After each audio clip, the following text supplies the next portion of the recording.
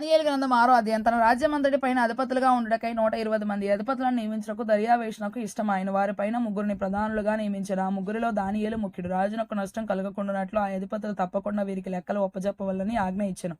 ఈ దానియేలు అతిశ్రేష్టమైన బుద్ధి గలవాడై ప్రధానులలోనూ అధిపతులలోనూ ప్రఖ్యాతి నొంది ఉండెను గనుక రాజ్యం అంతటి మీద అతను నియమింపవలని రాజు ఉద్దేశించెను. అందుకు ఆ ప్రధానులను అధిపతులను రాజ్యపాలన విషయంలో దానియేలు మీద ఏదైనా ఒక నింద మోపవలనని ఉండి తగిన హేతు కనిపెట్టుచుండ్రి గాని దానియేలు నమ్మకస్తుడ, ఏ నేరమైనను ఏ తప్పైనను చేయువాడు కాడు గనుక దానియేలులో తప్పైనను లోపమైనను కనుగొనలేకపోయిరి. అందుకు ఆ మనుషులు అతని దేవుని పద్ధతి విషయం అందే గాని మరి ఏ విషయం అందును అతనిలో లోపము కనుగొనలేమనుకొనిరి. కాబట్టి ఆ ప్రధానులను అధిపతులను రాజునొద్దకు సందడిగా కూడి వచ్చి ఇట్లనరి, రాజుకు దర్యావేషు చిరంజీవి గాక రాజ్య ప్రధానులు, సేనాధిపతులు, అధిపతులు, మంత్రులు, సంస్థానాధిపతులు అందరూ కూడి రాజుకు ఖండితమైన చట్టము స్థిరపరిచి దాన్ని శాసనముగా చాటింపజేయునట్లు యోచన చేసిరి. ఎట్లనగా 30 దినముల వరకు నీ యొద్ద తప్ప మరి ఏ దేవుని యొద్దనైనను మానవుని యొద్దనైనను ఎవడను ఏ మనవియు చేయకూడదు. ఎవడైనను చేసిన ఎడల వాడు సింహముల గుహలో పడద్రోయబడును. రాజా, ఈ ప్రకారముగా రాజు శాసనము ఒకటి పుట్టించి మాదీల యొక్కయు పారసీకుల యొక్కయు పద్ధతిని అనుసరించి స్థిరముకు శాసనముగా ఉండునట్లు దాని మీద సంతకము చేయమని మనవి చేసిరి. కాగా రాజుకు దర్యావేషు శాసనము రాయించి సంతకము చేసెను.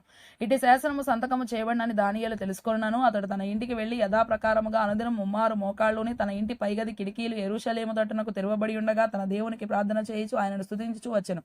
ఆ మనుషులు గుంపు కూడి వచ్చి దానియేలు తన దేవునికి ప్రార్థన చేయటయు ఆయనను బతిమాలుకొనుటయు చూచి రాజు సముఖమునకు వచ్చి శాసన విషయమును బట్టి రాజా, 30 దినముల వరకు నీకు తప్ప మరి ఏ దేవునికైనను మానవునికైనను ఎవడనూ ప్రార్థన చేయకూడదు. ఎవడైనా చేసిన ఎడల వాడు సింహముల గుహలో పడద్రోయబడినని నీవు ఆజ్ఞ ఇయ్యలేదా అని మనవి చేయగా రాజు మాదీల యొక్కయు పారసీకుల యొక్కయు పద్ధతి ప్రకారము ఆ సంగతి స్థిరము, ఎవరినూ దాన్ని రద్దుపరచ జాలరనెను.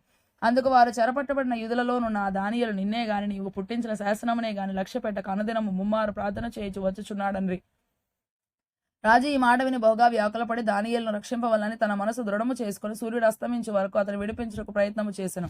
ఆ మనుషులు దీన్ని చూచి రాజసన్నిధికి సందడిగా కూడి వచ్చి రాజు స్థిరపరిచిన ఏ శాసనము గాని తీర్మానము గాని ఎవడను రద్దుపరచ జాలడు. ఇది మాదీయులకును పారసీకులకును విధి అని తమరు తెలుసుకొనవలెనన్రి. అంతటా రాజు ఆజ్ఞ ఇయ్యగా బంట్రోతులు దానియేలును పట్టుకొని పోయి సింహముల గుహలో పడద్రోయగా రాజు నీవు అనుదినము తప్పక సేవించునని ఈ దేవుడే నేను రక్షించునని దానియేలుతో చెప్పెను.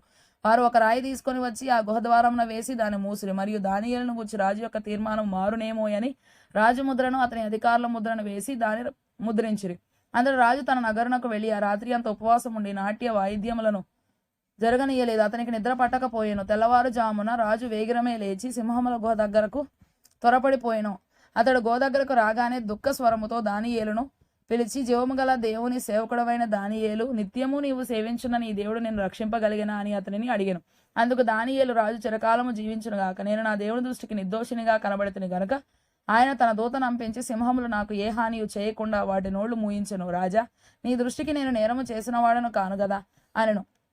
రాజు ఇందును గూర్చి అతి సంతోషభరితుడై దానియేలును గుహలో నుండి పైకి తీయుడని ఆజ్ఞయ్యగా బంట్రౌతులు దానియేలును బయటికి తీసిరి. అతడు తన దేవుని యందు భక్తి గలవాడైనందున అతనికి ఏ హానియు కలగలేదు. రాజు ఆజ్ఞయ్యగా దానియేలు మీద నిందమోపిన ఆ మనుషులను వారు తోడుకొని వచ్చి సింహముల గుహలో పడద్రోసిరి. వారిని, వారి కుమారులను, వారి భార్యలను పడద్రోసిరి. వారు ఆ గుహ అడుగునకు రాకమునుపే సింహముల పాలైరి. సింహములు వారి ఎముకలను సైతము పగల గొరికి పొడి చేసెను. అప్పుడు రాజుకు దర్యావేషు లోకమంతట నివసించు సకల జనులకును రాష్ట్రములకును ఆయా భాషలు మాటలాడు వారికిని ఇలాగు రాయించను, మీకు క్షేమాభివృద్ధి కలుగునుగాక. నా సముఖమును నియమించినదేమనగా నా రాజ్యములోని సకల ప్రభుత్వముల యందుండు నివాసులు దానియేలు యొక్క దేవునికి భయపడుచు ఆయన సముఖమున వణుకుచుండవలను. ఆయనే జీవము గల దేవుడు, ఆయనే యుగ యుగములుండువాడు.